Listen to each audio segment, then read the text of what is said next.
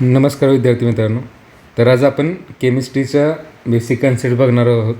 काल आपण स्टार्ट केलं होतं केमिस्ट्रीला. त्याच्या पुढच्या ज्या कन्सेप्ट्स आहेत त्या आज आपण बघूया. रेडिओ ॲक्टिव्हिटी जे आहे, रेडिएशन इमिट ज्या होतात एखादा मोठा न्यूक्लियस जो आहे त्याच्यामधून, तर त्याला बेसिकली रेडिओ ॲक्टिव्हिटी म्हणतात.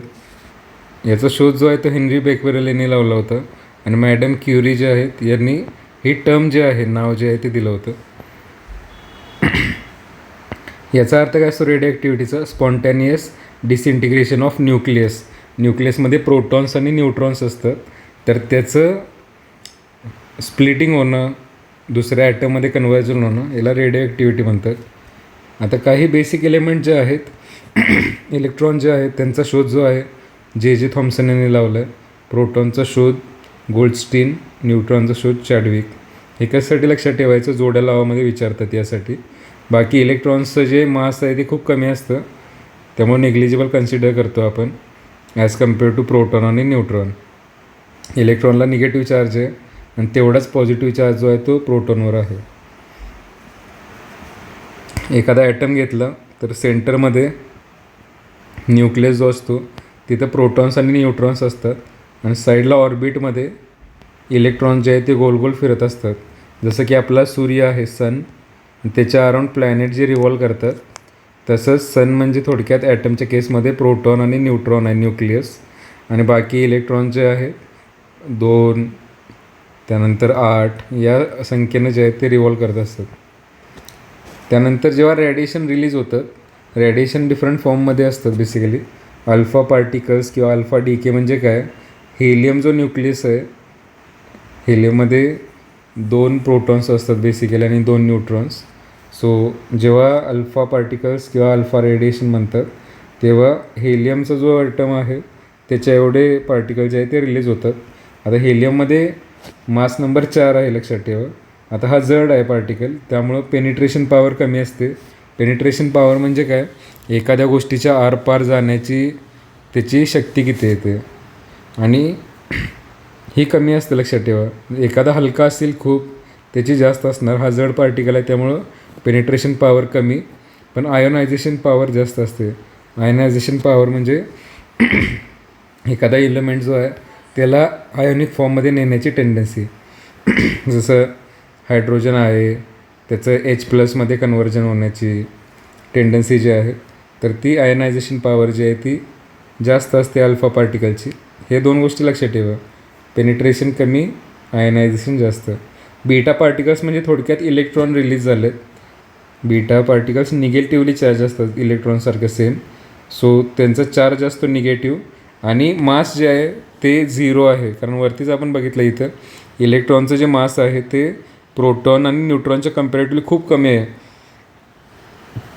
हे 10⁻⁻27 आणि 10⁻31 आहे. म्हणजे काय?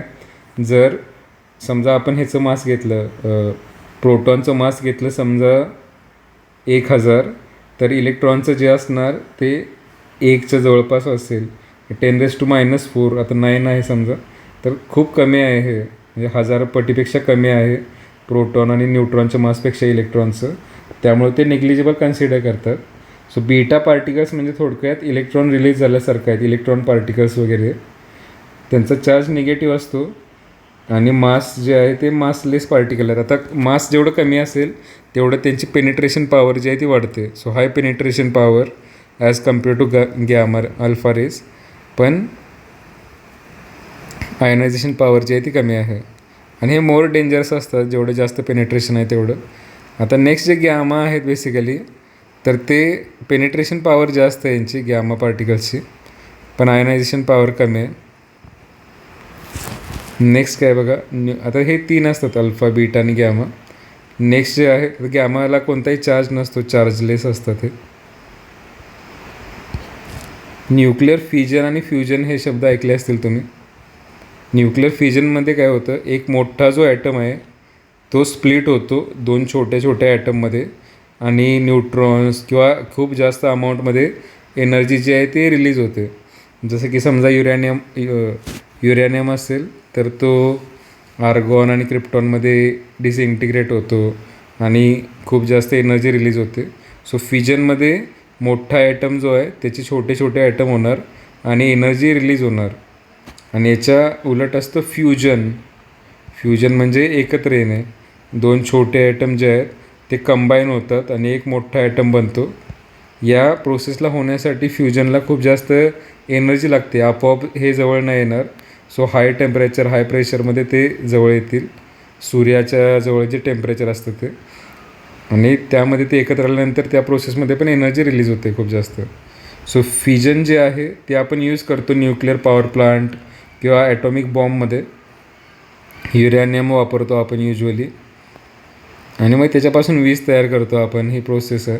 फ्युजन जे आहे ती सूर्यामध्ये जी रिॲक्शन होते, 2 हायड्रोजन एकत्र येऊन हेलियम तयार होतो आणि त्या प्रोसेसमध्ये huge amount of energy release होते. फक्त फ्युजन जे आहे सगळ्या देशांचे प्रयत्न चालले आहेत. फ्युजन सगळ्यांनी अचीव केलेलं आहे. फ्युजन जे आहे ते अचीव करायचं कंट्रोल्ड एन्व्हायरमेंटमध्ये. चायनानं वगैरे काही सक्सेसफुल टेस्ट केलेले आहेत, टोकामक म्हणून. तसंच सगळ्या देशांचे प्रयत्न चालू आहेत. इंडिया पण भाग आहे त्या ग्लोबल इनिशिएटिव्हचं. सूर्यामध्ये जशी एनर्जी तयार होते तशी पृथ्वीवर तयार करण्याचं. नेक्स्ट काही एक्झाम्पल्स आहेत रेडिओ आयसोटोप्सचे. म्हणजे असे आयसोटोप्स की जे रेडिएशन रिलीज करतात, त्यांचा उपयोग होतो खूप साऱ्या ठिकाणी. आयोडीन फॉर एक्झाम्पल आहे 131. त्याचा जो उपयोग आहे थायरॉईड जे आहे डिसीज, म्हणजे वेट एकदम जास्त गेन होतं वगैरे, त्याच्या ट्रीटमेंटमध्ये यूज होतं. हे थायरॉईड ग्लँडची जी ॲक्टिव्हिटी आहे ती स्टिम्युलेट करण्यासाठी. त्यानंतर आयोडीन, आता परत आयोडीनचा एक आयसोटोप आहे 123. ब्रेन इमेजिंग जे आहे, म्हणजे कधी कधी ब्रेन हॅमरेज वगैरे झालं तर मेंदूचं मॅपिंग करण्यासाठी आयोडीन 123 वापरतात. लक्षात ठेवा, हे इम्पॉर्टंट आहेत गोष्टी. जोड्या लावामध्ये विचारतील हे. त्यानंतर कोबाल्ट जो आहे त्याचे जे रेडिओ पार्ट जो आहे हा कॅन्सर ट्रीटमेंटसाठी वापरले जातात. म्हणजे ट्युमर जे असतात त्याचे सेल्स जे आहेत ते किल करण्यासाठी. सोडियम जो आहे 24, त्याचं जे म्हणजे तो बॉडीमध्ये सोडला जातो. ब्लडचा फ्लो जो आहे तो ट्रेस करण्यासाठी व्यवस्थित होतो आहे का, किंवा कुठं क्लॉटिंग वगैरे आहे का. फॉस्फरस 32 जो आहे ल्युकेमिया ट्रीट करण्यासाठी, म्हणजे कॅन्सरचाच भाग आहे हा फॉस्फरस. ल्युकेमिया कॅन्सरचा प्रकार आहे. कार्बन 14 जो आहे तो रेडिओ ॲक्टिव्ह डेटिंगमध्ये यूज होतो. म्हणजे फॉसिल फ्युअल जे असेल, समजा डायनासोरचे अवशेष सापडले तर ते किती वर्ष जुने होते वगैरे हे जाणून घेण्यासाठी कार्बन 14 वापरतात. कार्बन डेटिंगसुद्धा म्हणतात त्याला. कार्बन, जसं की एखादं झाड सापडलं जुनं किंवा ॲनिमल सापडला, माणसाची कवटी वगैरे सापडली तर ते किती जुनं होतं ते यूज करण्यासाठी यूज करतात. त्यानंतर नेक्स्ट जे आहे टाईप्स ऑफ बॉन्ड जे असतात. आता बेसिकली 2 टाईपचे प्रिव्हॅलंट बॉन्ड आहेत, कोव्हॅलंट बॉन्ड आणि आयनिक बॉन्ड. तर कोव्हॅलंट बॉन्ड म्हणजे काय, शेअरिंग ऑफ इलेक्ट्रॉन्स होतं यामध्ये. म्हणजे 2 मॉलिक्यूल जे आहेत किंवा 2 ॲटम जे आहेत ते इलेक्ट्रॉन एकमेकांना देत नाहीत, तर ते दोघांमध्ये कंबाईनली यूज करतात. त्याला शेअरिंग ऑफ इलेक्ट्रॉन्स म्हणतात. त्यामुळं काय आयन्स क्रिएट होत नाहीत, पॉझिटिव्ह निगेटिव्ह असं काही चार्ज क्रिएट होत नाही. तर याची वैशिष्ट्य काय आहेत कोव्हॅलंट बॉन्डची. एक तर शेअरिंग होतं, लक्षात ठेवा. बॅड कंडक्टर्स ऑफ इलेक्ट्रिसिटी असतात, इलेक्ट्रिसिटी कॅरी नाही करत. ऑर्गॅनिक सॉल्वंट जसं की बेन्झिन असेल, ॲसिटोन, इथरमध्ये ते सोल्युबल असतात, विरघळतात ते. आणि लो मेल्टिंग पॉईंट असतो युजली कोव्हॅलंट बॉन्डचं, म्हणजे लगेच ब्रेक होतात ते बेसिकली टेम्परेचर इन्क्रीज केल्यानंतर. पण डायमंड आणि ग्राफाईट कोव्हॅलंट बॉन्ड आहे आणि त्यांचा खूप जास्त आहे मेल्टिंग पॉईंट वगैरे. त्यांच्या प्रॉपर्टी पण डिफरंट आहे थोडंसं. तर वंडरवॉल्स फोर्स ऑफ अट्रॅक्शन हा शब्द यूज केला जातो. वंडरवॉल फोर्स काय वगैरे. तर हा एक वीक टाईपचा फोर्स आहे. काही फोर्सेस जे असतात ते स्ट्रॉंग फोर्सेस, जसं की मॅग्नेटिझम आहे. नॉर्थ आणि साऊथ एकत्र आले पोल्स की ते चिटकतात, तो स्ट्रॉंग आहे. हा वीक फोर्स आहे. जसं की फॉर एक्झाम्पल जे लिझार्ड वगैरे असतात, लिझार्ड म्हणजे सरडा वगैरे जो आहे, तर तो ग्लासच्या सरफेसला चिटकून राहताना त्या सरफेसमध्ये आणि लिझार्डमध्ये जो ॲट्रॅक्शनचा फोर्स जो आहे तो वंडरवॉलसारखा फोर्स आहे, एक्झाम्पलसाठी सांगितलं. त्यानंतर मेन हे जे बॉन्ड आहेत, कोव्हॅलंट बॉन्ड जो आहे त्याच्यावरती इथं दिलं आहे आयनिक बॉन्ड जो आहे त्यालाच इलेक्ट्रोव्हॅलंट बॉन्डसुद्धा म्हणतात. आयोनिक बॉन्डमध्ये काय होतं तर ट्रान्सफर ऑफ इलेक्ट्रॉन्स होतं. म्हणजे हायड्रोजन जर असेल तर काय करतो तो त्याच्या एका आउटर ऑर्बिटमध्ये एक इलेक्ट्रॉन आहे तर तो देऊन टाकतो. तो ज्याच्याकडे एक असेल तर तो देऊन टाकणार आणि ज्याच्याकडे जास्त असतील तर ते कोणाकडे तरी इलेक्ट्रॉन घेणार, जेणेकरून त्यांची स्टेट जी आहे ती स्टेबलमध्ये कन्वर्ट होईल. समजतं. सो पिरियॉडिक टेबलमध्ये लेफ्ट साईडचे एलिमेंट जे असतात पहिला दुसरा कॉलममधले, तर ते जे आहेत ते डोनर असतात, इलेक्ट्रॉन देऊन टाकतात. आणि इकडे जे राईट हँड साईडला आहेत नोबल गॅसच्या अलीकडं, तर ते हॅलॉन्स वगैरे जे असतात, क्लोरीन, फ्लोरीन, ब्रोमीन, आयोडीन, अस्टेटाईन, हे जे आहे ते ॲक्सेप्ट करतात इलेक्ट्रॉन आणि त्यांच्यामुळे त्याच्यावर निगेटिव्ह चार्ज येतो. सो जेव्हा ट्रान्सफर ऑफ इलेक्ट्रॉन्स होते एकाकडून दुसऱ्याकडे, तर त्यामध्ये जो बॉन्ड होतो तो बेसिकली आयनिक बॉन्ड म्हणतात त्याला, किंवा इलेक्ट्रोव्हॅलंट बॉन्ड. जसं की सोडियम क्लोराईड आहे NaCl, त्यामध्ये Na+ एक इलेक्ट्रॉन जो आहे तो देतो आणि क्लोरीन घेतो इलेक्ट्रॉन. समजतं. ओके. त्यानंतर मग रिॲक्शन जे आहेत, केमिकल रिॲक्शन ज्या होतात त्याचे टाईप्स कोणकोणते आहेत. मेन एक्झोथर्मिकचा अर्थ काय असतो, अशी रिॲक्शन की ज्यामध्ये हीट जी आहे ती रिलीज होईल. म्हणजे ती प्रोसेस होताना आउटपुटला हीट मिळणार आपल्याला, तर त्या प्रोसेसला एक्झोथर्मिक म्हणतात. जसं की तुम्ही एखादं लाकूड जाळलं किंवा LPG सिलेंडर जो आहे त्याचं बर्निंग केलं, पेट्रोलचं बर्निंग केलं, तर ते एक्झोथर्मिक रिॲक्शन आहे. कंबशन असेल, खूप सारे केमिकल रिॲक्शन पण असतात अशा की जे रिॲक्शन होताना एकदम हीट रिलीज होते खूप जास्त प्रमाणात. बर्निंग असेल, रेस्पिरेशन म्हणजे आपण श्वासोश्वास जो घेतो आहे तो, डिकम्पोजिशन आहे, त्यानंतर कंबशन रिॲक्शन, या सगळ्या एक्झोथर्मिक आहेत. एंडोथर्मिक म्हणजे अशी रिॲक्शन की ज्याला हीट सप्लाय करावी लागते रिॲक्शन कंप्लीट होण्यासाठी. एक्झोथर्मिकच्या अपोजिट जे आहे ते एंडोथर्मिक आहे. एक्झोथर्मिकमध्ये हीट रिलीज होते, म्हणजे ती रिॲक्शन झाल्यानंतर हीट बाहेर पडणार. एंडोथर्मिक रिॲक्शन होण्यासाठी आपल्याला हीट सप्लाय करावी लागते, गरम करावं लागतं आपल्याला, तर ती रिॲक्शन होते. Digestion for example. आणखी खूप सारे रिॲक्शन आहेत. रेडॉक्स रिॲक्शन काय असते, रेडॉक्स कॉम्बिनेशन आहे रिडक्शन रिॲक्शन आणि ऑक्सिडेशन रिॲक्शनचं. एका रिॲक्शनमध्ये ऑक्सिडेशन पण होत असेल, रिडक्शन पण होत असेल, तर त्या रिॲक्शनला रेडॉक्स रिॲक्शन म्हणतात. ऑक्सिडेशन म्हणजे काय तर ॲडिशन ऑफ ऑक्सिजन किंवा इलेक्ट्रोनिगेटिव्ह एलिमेंट जे आहेत, फ्लोरीन, क्लोरीनसारखे पिरियॉडिक टेबलमध्ये सेकंड लास्ट कॉलममध्ये जे असतात ते. समजतं. म्हणजे ऑक्सिडेशन स्टेट जे आहे, ऑक्सिडेशन नंबर जो आहे तो वाढतो ऑक्सिडेशन रिॲक्शनमध्ये. रिडक्शन रिॲक्शन ही ऑक्सिडेशनच्या अपोजिट असते की ज्यामध्ये ऑक्सिडेशन नंबर जो आहे तो डिक्रीज होणार. आणि इन्व्हॉल्व्स काय होतं, ॲडिशन ऑफ हायड्रोजन किंवा इलेक्ट्रोपॉझिटिव्ह एलिमेंट जर ॲड होत असेल त्या ह्याच्यात, तर ती ऑक्सिडेशन रिडक्शन रिॲक्शन असते. आणि यामध्ये ऑक्सिडेशन स्टेट जी आहे ती डिक्रीज होते आणि यामध्ये इन्क्रीज होते ऑक्सिडेशन स्टेट. दोन्ही रिॲक्शन मोस्टली सायमल्टेनियसली होतात. एकाचं ऑक्सिडेशन होत असेल तर दुसऱ्याचं रिडक्शन होतं. कॅटलिसिस काय असतं बेसिकली, कॅटॅलिस्ट म्हणतात.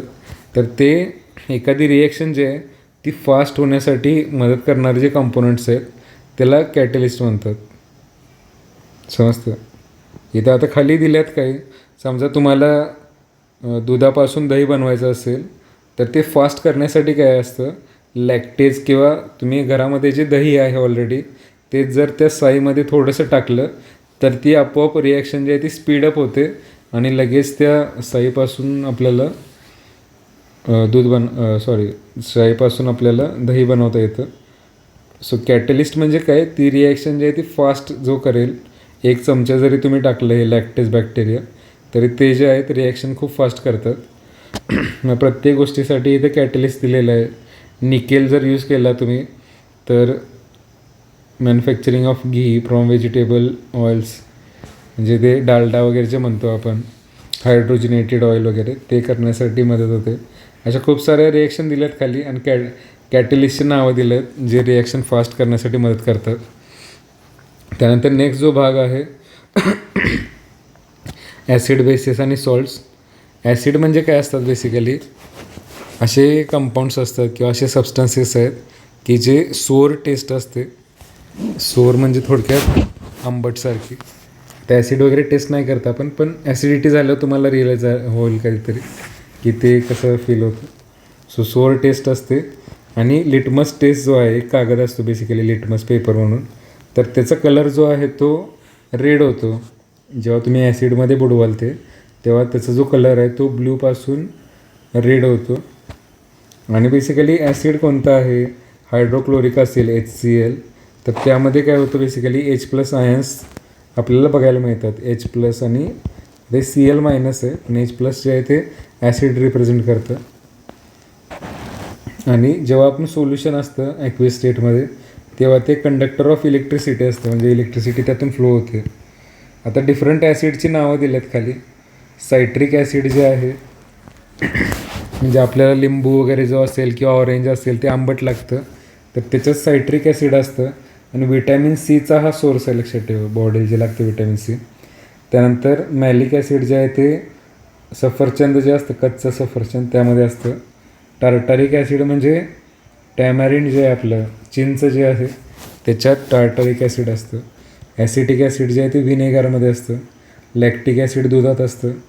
हायड्रोक्लोरिक आपल्या पोटात असतं, अन्न पचवण्यासाठी यूज होतं. ऑक्झॅलिक ॲसिड टोमॅटोमध्ये असतं. सिम्पल याच्यावर जोड्या लावासाठी क्वेश्चन येऊ शकतो. सो हे लक्षातच ठेवा, पोटामध्ये हायड्रोक्लोरिक ॲसिड असतं, लक्षात ठेवा, डायजेशनसाठी. टार्टारिक टॅमरिनमध्ये असतं, चिंचेमध्ये, सोपं. मॅलिक ॲसिड सफरचंदामध्ये, कच्च्या सफरचंदात. सायट्रिक जे आंबट सगळे फळ आहेत, लिंबू असेल, ऑरेंज असेल, सगळ्यात असतं. ओके. त्यानंतर इथे काय दिलं खाली, पिकल जे आहे, लोणची वगैरे जे आहेत, आता लिंबाचं असेल, आंब्याचं असेल, ते युजली काचेच्या बरणीत ठेवतात. कारण जर ते लोखंडी बरणीत ठेवले तर ते रिॲक्शन करतील मेटलसोबत आणि गंज चढेल त्या कंटेनरला, खराब होईल लगेच. ओके. आता ॲक्वारेजिया काय आहे, एक टर्म आहे की असं सोल्युशन असतं की ज्यामध्ये 2 ॲसिड असतात, हायड्रोक्लोरिक ॲसिड आणि नायट्रिक ॲसिड HNO3, या दोघांचं मिक्सचर असतं की ज्यामध्ये 3 भाग जे आहेत ते हायड्रोक्लोरिक ॲसिडचे आहेत, 1 भाग जो आहे तो नायट्रिक ॲसिडचा आहे. असं जर मिक्सचर तयार केलं आपण, तर ते गोल्डसारखे जे कॉस्टली मेटल्स आहेत ते डिझॉल्व करण्यासाठी यूज होतं, हे प्युरिफिकेशनमध्ये वगैरे. लक्षात ठेवा, हे एवढा अवघड नाही विचारत ग्रुप सीला, पण चुकून आला out of the box question तर लक्षात ठेवा. ॲसिडच्या अपोजिट असतं बेस. बेस म्हणजे काय करणार, मग ते टेस्टला ते असतात कडू, बिटर. आणि रेड लिटमसचा काय करणार, ते ब्लू करणार. ॲसिडमध्ये ब्लूचा रेड होतो, बेसमध्ये, आता बेसमध्ये बी आहे आणि तो काय करणार, ब्ल्यू करणार लिटमस पेपर, हे लक्षात ठेवा. मग आपोआप काय होणार, ॲसिड जे आहेत ते रेड करतील, लाल. आणि त्यामध्ये OH- जे आहेत त्या आयन्स असतात. ॲसिडमध्ये H+ आयन असते, बेसमध्ये OH- आयन असते. एक्झाम्पल काय आहेत, NaOH, sodium hydroxide, potassium hydroxide, समजतं. जे पाण्यामध्ये सोल्युबल असतात बेस, त्यांना अल्कली म्हणतात.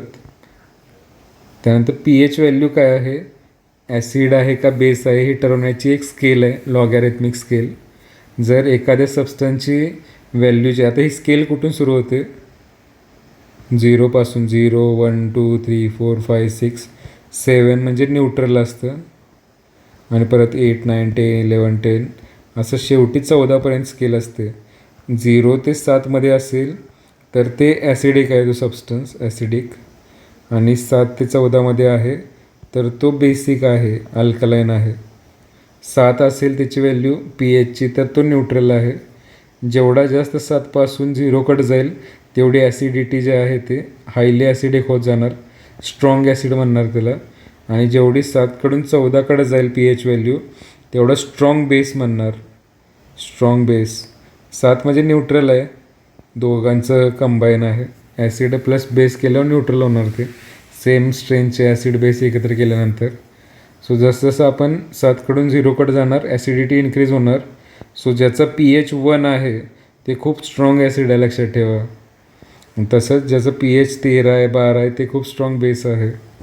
आता खाली काही व्हॅल्यूज दिलेले आहेत. गॅस्ट्रिक ज्यूस जो पोटामध्ये असतो आपल्या, हायड्रोक्लोरिक ॲसिड, त्याचा pH बघा किती आहे, 1 ते 3 आहे. सो हायली कॉन्सन्ट्रेटेड ॲसिड आहे. त्यामुळे ॲसिडिटीमध्ये त्रास होतो आपल्याला. सॉफ्ट ड्रिंक जे असतात त्याचा पण ते ॲसिडिक असतात बेसिकली, कोला वगैरे 2 ते 4 pH. लेमन जे असतं, लिंबू वगैरे, त्याचं आहे डायजेशनमध्ये मदत होते. लिंबू वापरतात जेवणामध्ये. 2 ते 2.5 आहे. विनेगार 2 ते 3 आहे. त्यानंतर आपलं युरिन जे आहे ते 4 आता हे व्हॅरी होतं आहे, 4.8 ते 8.4. सलाईवा आपली जी लाळ असते ती पण थोडीशी ॲसिडिक साईडला आहे. पावसाचं पाणी असतं ॲसिडिक, कारण वीक कार्बोनिक ॲसिड असतं, कार्बन डायऑक्साईड मिक्स होतो हवेतलं. त्यामुळं एकदम 7 नसतं पावसाचं पाण्याचं pH, 7पेक्षा थोडंसं कमी असतो. त्यामध्ये हे दिलं तर एवढं जास्त नंबर लक्षात ठेवायची गरज नाही आहे. सी वॉटर जे आहे ते अल्कलाईन आहे, कारण त्यात सोडियम क्लोराईड आणि सॉल्ट्स असतात खूप सारे मिक्स, त्यामुळे ते अल्कलाईन असतं. Milk of magnesia basic solution आहे. दूध जे असतं गाईचं कोणतंही ते ॲसिडिक आहे, कारण त्यात लॅक्टिक ॲसिड असतं दुधामध्ये. आणि आपला ह्युमन प्लाझ्मा जो आहे तो ऑलमोस्ट 7च्या जवळपास आहे, 7-7.5. बफर सोल्युशन म्हणजे काय? असे सोल्युशन की ज्याच्यात थोडं मेंटेन केलेलं असतं त्याचा जो pH आहे तो. सॉल्ट्स म्हणजे काय आहे? ॲसिड आणि बेस कंबाईन केले तर सॉल्ट तयार होतं. म्हणजे HCl + NaOH केलं तर NaCl होणार, सोडियम क्लोराईड. सो 2 म्हणजे एक ॲसिड आणि एक बेस एकत्र केलं की सॉल्ट आणि वॉटर तयार होतं शक्यतो. त्यानंतर काही कॉमन एक्झाम्पल जे आपण केमिकल यूज करतो डे टू डे लाईफमध्ये, वॉशिंग सोडा जो आहे, धुण्याचा सोडा जो आहे तो, त्याचं केमिकल कंपोजिशन काय लक्षात ठेवा, सोडियम कार्बोनेट डिहायड्रेट म्हणतात त्याला. आणि याचं जे केमिकल फॉर्म्युला आहे Na2CO3, सोडियम कार्बोनेटचं आहे Na2CO3. वॉशिंग सोडा म्हणतात, कपडे धुण्यासाठी यूज होतो. आणि पाण्याचा हार्डनेस जो आहे, हार्ड वॉटर म्हणजे काय, बोरिंगचं जे पाणी असतं ज्याच्या क्षार जास्त असतात त्याला हार्ड वॉटर म्हणतात. सो जेव्हा तुम्ही हे वॉशिंग सोडा ॲड करता त्या पाण्यात, तेव्हा त्या पाण्याचा हार्डनेस, क्षार लेवल जी आहे ती रिड्यूस होते, म्हणून ते कपडे धुण्यासाठी वापरतात. आता नंतर नेक्स्ट आहे बेकिंग. आता समजा इथे खाली एक्झाम्पल दिले, जेव्हा आपल्याला मुंगी चावते किंवा मधमाशी चावते, चावल्यानंतर काय असतं बेसिकली आपल्याला तिथं इरिटेशन होतं, आग होते खूप. मुंगी चावलं थोडीशी कमी होते, मधमाशी चावलं थोडीशी जास्त होते, कारण त्यामध्ये जे ॲसिड असतं, मिथॉनिक ॲसिड किंवा फॉर्मिक ॲसिड म्हणतात त्याला, ते आपल्या बॉडीवर ते सांडतात. मधमाशी असेल किंवा मुंगी असेल, मुंगी कमी क्वांटिटीमध्ये, मधमाशी जास्त क्वांटिटीमध्ये रिलीज करणार ते. मग त्याचं जर इफेक्ट कमी करायचं असेल आपल्याला, तर ॲसिडच्या अपोजिट गोष्ट लावायची तिथं. ॲसिडच्या अपोजिट काय असणार, बेस. आणि घरामध्ये तुमच्या बेकिंग सोडा असेल, समजा खाण्याचा सोडा यूज केला जातो केक वगैरे बनवण्यासाठी किंवा ब्रेड बनवण्यासाठी, तर तो जो आहे तिथं लावला तुम्ही, मधमाशी चावलं वगैरे, मुंगी चावल्यावर काही एवढा प्रॉब्लेम नाही, ते जरा वेळानं लगेच ठीक होतं. पण मधमाशी चावल्यावर जरा जास्त इरिटेशन होतं. मग बर्फ वगैरे लावण्यापेक्षा तुम्ही बेकिंग सोडा वगैरे यूज केला तिथं, तरी पण आराम मिळतो तिथं. आता बेकिंग सोडा म्हणजे खाण्याचा सोडा आहे, त्याला सोडियम बायकार्बोनेट म्हणतात, लक्षात ठेवा. NaHCO3. सोडियम कार्बोनेट म्हणजे वॉशिंग सोडा Na2CO3, आणि सोडियम बायकार्बोनेट म्हणजे बेकिंग. सो लक्षात ठेवायचं, बेकिंग म्हणजे खाण्याचं आहे ना, तिथं बायकार्बोनेट आहे, BB आहे इथं. आणि वॉशिंग सोडामध्ये नुसता सोडियम कार्बोनेट आहे. त्याच्यामुळे काय होतं, बेकिंग सोडा टाकल्यानंतर जसं चपातीमध्ये टाकल्यानंतर चपात्या फुगतात वगैरे, किंवा ब्रेड वगैरे जो आपण स्पॉन्जी बनतो, केक सॉफ्ट बनतो, ते बनवण्यासाठी हे ॲड केलं जातं. अँटॅसिड म्हणून पण काम करतं हे, ॲसिडिटी झाल्यावर वगैरे. त्यानंतर ब्लिचिंग पावडर आहे. ब्लिचिंग पावडर म्हणजे कपड्यांचे जे ब्लिचिंग वगैरे होतं, व्हाईटिश कलर वगैरे येतो. कॅल्शियम ऑक्सिक्लोराईड असतं यामध्ये, हे लक्षात ठेवा. ब्लिचिंग ही ट्रीटमेंटसुद्धा असते स्किनसाठी. कॅल्शियम ऑक्सिक्लोराईड CaOCl2 यूज होतं. डिसइन्फेक्टंट म्हणून पण वापरतात पिण्याच्या पाण्यामध्ये, कारण क्लोरीन जो गॅस असतो हा रिलीज होतो, आणि क्लोरीन गॅसमुळं जे व्हायरसेस वगैरे असतात, बॅक्टेरिया असतात, ते मरतात पाण्यातले क्लोरिनेशन प्रोसेसमध्ये. सो ब्लिचिंग पावडर जे आहे खूप सारे उपयोग आहेत. तुम्ही ब्लिचिंग स्किन ट्रीटमेंट असते, फेशियल जो लुक आहे तो इम्प्रूव्ह करण्यासाठी. ब्लिचिंग पावडर वॉटर डिसइन्फेक्शनसाठी सुद्धा यूज होते. त्यानंतर प्लास्टर ऑफ पॅरिस. आता हे बेसिक गोष्ट आहेत, फास्टमध्ये घेतो आहे. प्लास्टर ऑफ पॅरिस POP जे म्हणतात, घरामध्ये जे फॉल्स सिलिंग असतं आता रेडीमेड आलं आहेत, पण किंवा आता गणपती वगैरे जे बनवले जातात ते प्लास्टर ऑफ पॅरिसच्या मूर्ती असतात. POPच्या शाडू मातीच्या पण बनवल्या जातात, पण POPच्या का बनवल्या जातात तर POPला स्मूथ फिनिश येतो खूप जास्त, म्हणजे एकदम गुळगुळीतपणा येतो. सो त्याचं केमिकल कॉम्बिनेशन काय आहे basically, sulphate hemi hydrate. Hemi म्हणजे वॉटर जो आहे तो अर्धा येतं, calcium sulphate hemi hydrate CaSO4 हा आहे, आणि वॉटर त्यात अर्धाच मॉलिक्यूल आहे. आणि जेव्हा त्याला आणि हे ऑप्टेन कसं केलं जातं, जिप्सम जे आहे त्याला हीट केल्यानंतर पाणी जे होतं त्यातलं ते निघून गेलं. समजा 2 वॉटर मॉलिक्यूलच्या ऐवजी अर्धाच राहिला तर तो बेसिकली POP म्हणणार त्याला आपण, हार्ड असतं थोडंसं. सो जिप्समपासून बनवतात, गरम करून जिप्समला. कुठं यूज केलं जातं तर मूर्ती वगैरे बनवण्यासाठी, कारण ह्याचं स्मूथ फिनिश असतो, खूप वर्किंग करणं इझी असतं. त्यानंतर मग कॉपर सल्फेट वगैरे आहे. आता हे कशासाठी यूज केलं जातं तर पाणी वगैरे आहे का चेक करण्यासाठी. ब्ल्यू कलर येतो पाण्याच्या केसमध्ये. पोटॅशियम नायट्रेट फर्टिलायझरमध्ये यूज केलं जातं, खतांमध्ये. आणि गन पावडर जे आहे बंदुकीतली त्यामध्ये यूज केलं जातं. किंवा घरामध्ये तुम्ही काडीपेटी जे वापरता, मॅचस्टिक, त्याची जी पुढची गोळी आहे काळी, त्यामध्ये पोटॅशियम नायट्रेट यूज होतं. असे शब्द का लक्षात ठेवायचे, MPSCमध्ये असेच रँडमनेस असतो की विचारतील तुम्हाला की मॅचस्टिक जे असतं काडेपेटी त्यामध्ये खालीलपैकी कोणतं केमिकल किंवा कोणता सबस्टन्स असतो. सो पोटॅशियम नायट्रेट असतं हे गन पावडरमध्ये जे वापरलं जातं, ते छोट्या क्वांटिटीमध्ये मॅचस्टिकमध्ये वापरलं जातं, किंवा दिवाळीला फटाके वगैरे जे वापरतात तिथं पण हे यूज केलं जातं. त्यानंतर नेक्स्ट जे आहे काही बेसिक कन्सेप्ट्स आहेत, मेटल्स, नॉन मेटल्स आणि मेटलॉइड्स वगैरे. मेटल जे असतात बेसिकली प्रॉपर्टी काय मेटलच्या, हार्ड असतात. जसं की आयरन एक्झाम्पल घेतलं, लोखंड जे आहे ते मेटल आहे, त्याच्या प्रॉपर्टी काय असतात, मेजर हार्ड आहे, लस्ट्रस असतात म्हणजे चकाकतात थोडेसे, डक्टाईल असतात. डक्टाईलचा अर्थ वायर बनवू शकता त्याचं तुम्ही, ओढल्यानंतर वायर बनवू शकता, त्याला डक्टिलिटी म्हणतात. मेलिएबल म्हणजे त्याचा पत्रा बनवू शकता तुम्ही, म्हणजे थिन फॉईल बनवू शकता. डक्टिलिटी आणि मॅलेबिलिटीमध्ये फरक असतो. डक्टिलिटी म्हणजे वायर जर बनवता येत असेल तुम्हाला तर ते डक्टाईल आहे. मॅलेबल म्हणजे पत्रा बनवता येत असेल तर सोनरस साऊंड जनरेट होतो. Conductor of heat and electricity, म्हणजे आता हे सगळ्यात मोस्ट इम्पॉर्टंट प्रॉपर्टी आहे ही.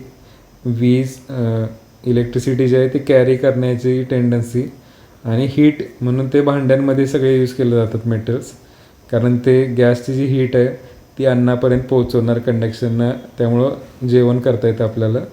आणि घरामध्ये जे लाईटच्या वायर आहेत त्या कॉपरच्या असतात, कारण इलेक्ट्रॉन्सचा फ्लो जो आहे तो कॅरी करतात व्यवस्थित. हे रिॲक्टिव्ह असतात, लगेच गंज वगैरे चढतो. काही जे आहेत ते हायली रिॲक्टिव्ह आहेत, काही असतात लेस रिॲक्टिव्ह. रिॲक्टिव्हिटीची ऑर्डर दिलेली आहे. सगळ्यात जास्त रिॲक्टिव्ह जे आहे ते पोटॅशियम आहे, मेटल. हे बघा पिरियॉडिक टेबलला जे लेफ्ट साईडला असणार ते मेटल्स असणार, पहिला, दुसरा, तिसरा, चौथा, जे वर्टिकल कॉलम आहेत त्यात पिरियड्समध्ये. आणि राईट साईडला जे असणार आहेत ते नॉन मेटल्स असणार, लक्षात ठेवा. सो पोटॅशियम, सोडियम हे मेटल आहेत सगळे. रिॲक्टिव्हिटी सगळ्यात जास्त पोटॅशियमचे, त्याच्यानंतर सोडियम, मग कॅल्शियम, मॅग्नेशियम वगैरे हे ते. आणि गोल्ड जे आहे ते लेस रिॲक्टिव्ह आहे. मग याचा फायदा काय आहे, गोल्डची चेन वगैरे बनवली तुम्ही, त्याचा कलर जो आहे तो मेंटेन राहतो बऱ्याच कालावधीसाठी. नंतर डल होतो थोडंसं, पण बाकी मेटलच्या तुलनेत रिॲक्टिव्हिटी कमी असल्यामुळं त्याचं जे केमिकल कंपोजिशन आहे ते मेंटेन राहतं. सिल्वर जे आहे त्याची रिॲक्टिव्हिटी गोल्डपेक्षा जास्त, सो सिल्वर लवकर काळं पडतं. ज्याचं जसं कलर आहे सिल्वरचं तो लगेच ब्लॅकिश टर्न होतो as compared to gold. Sodium potassium highly reactive आहे. त्याच्यापेक्षा लिथियम वगैरे पण खूप जास्त रिॲक्टिव्ह आहे. लिथियम आयन बॅटरीमध्ये जे यूज होतं ते पण खूप रिॲक्टिव्ह आहे. कॉपर हे पहिलं मेटल यूज होतं. माणसानं वापरलेलं पहिलं जे मेटल आहे ते कॉपर आहे, आयरन नाही आहे. त्यानंतर टीन स्ट्रॅटेजिक मेटल आहे वगैरे. आयरनचे जे लोखंडाचे खिळे बनवले जातात ते कॉपर सल्फेट सोल्युशनमध्ये ठेवले तर ते काय होतं, बेसिकली ब्ल्यू कलर वगैरे त्याचा जात वगैरे. काही एवढ्या इम्पॉर्टंट गोष्टी नाही ते. नॉन मेटल्स म्हणजे काय असणार, मेटलच्या अपोजिट, की जे बॅड कंडक्टर असणार हीट इलेक्ट्रिसिटीचे, समजतं. हेलियम, तर काही एक्झाम्पल्स दिले तिथं. हेलियम जो आहे तो काय असतो, बेसिकली गॅस असतो. फुगे जे असतात, आता हे मेटल नॉन मेटलशी रिलेटेड नाही आहे, काही कॉमनली यूज्ड एलिमेंट्स दिले आहेत. हेलियम जो आहे गॅस, फुगे जे आहेत की ज्याच्यात हवा भरल्यावर ते वरती जाणार हवेत, त्याच्यामध्ये जी हवा असते ती हेलियम गॅस असते बेसिकली. नोबल गॅस आहे helium, neon, argon, krypton, xenon, radon. त्यानंतर मग काही एवढं जास्त महत्त्व नाही. आर्गॉन जो आहे वेल्डिंगमध्ये, मेटल इनर्ट गॅस वेल्डिंग जे असते MIGTI वेल्डिंग, त्यामध्ये हा यूज होतो इनर्ट गॅस. झेनॉन जे आहेत नोबल गॅसेस आहे, ते पिरियॉडिक टेबलमध्ये शेवटचा जो व्हर्टिकल कॉलम आहे त्यामध्ये. बाकी मग काही महत्त्वाचे कंपोनंट्स दिले तिथं. फेरिक ऑक्साईड जे आहे, ज्वेलरी जे आहे, ज्वेलर रफमध्ये ते यूज होतं. त्यानंतर सिल्वर नायट्रेट, वॉटर इंक, हां हे लक्षात ठेवा वरच्या त्या फेरिक ऑक्साईडपेक्षा. सिल्वर नायट्रेट जे आहे इलेक्शनमध्ये हातावरची इंक लावली जाते आपल्याला, त्याच्यात ते केमिकल असतं की जे जात नाही बरेच दिवस. त्यानंतर मग सिल्वर आयोडाईड जे आहे ते आर्टिफिशियल रेन म्हणजे क्लाउड सीडिंगसाठी यूज करतात. समजा नुसतेच ढग आहेत वरती पण पाऊस काही पडणं झालं आहे, अशी जर कंडिशन असेल तर हेलिकॉप्टरमधून किंवा विमानातून सिल्वर आयोडाईडची पावडर जी आहे ती स्प्रिंकल केली जाते ढगांवर, मग त्याचं कंडेन्सेशन होतं आणि पाऊस पडतो पटकन. त्यानंतर हायड्रोजन पेरॉक्साईड जे आहे H2O2, हे ऑक्सिडायझिंग एजंट, ब्लिचिंग एजंटवरती ब्लीच बघितलं होतं आपण. त्यानंतर कीटकनाशक आणि ओल्ड पेंटिंग जे आहेत ऑइलचे, त्याचं क्लिनिंगसाठी हे यूज होतं. सो जोड्या लावा किंवा असंच रँडम जे क्वेश्चन असतात जनरल नॉलेजचे, यासाठी या गोष्टी लक्षात ठेवा. आता बाकी हे खाली जे आहे मेटलॉइड्स, मेटलर्जी, ॲलॉयवर दरवर्षी क्वेश्चन असतो. सो हे आपण उद्याच्या लेक्चरमध्ये कवर करू. हे आपल्याला झालेलं असतं मटेरियल सायन्समध्ये, टेक्निकलमध्ये. त्यानंतर मग बेसिक हे एअर, स्ट्रॅटोस्फिअर, हे एन्व्हायरमेंटचा भाग आहे थोडंसं, ते आपण कवर करूया. ठीक आहे.